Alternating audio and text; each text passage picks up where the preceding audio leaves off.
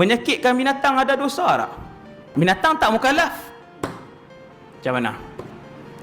Binatang tidak mukallaf, dia tak ada pahala, dia tak ada dosa. Binatang itulah. Adakah menyakitkan dia, membunuh dia dengan sengaja, menyiksa dia, ada pahala dan dosa? Jawapan dia ya, ada dosanya.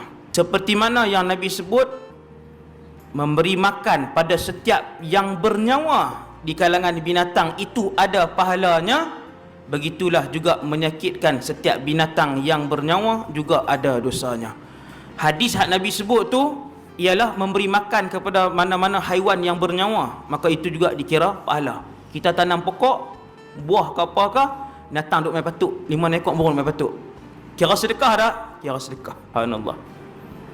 Maka orang Islam dia kena berseni dalam membanyakkan pahala untuk mendapatkan redha Allah Subhanahu Wa Taala.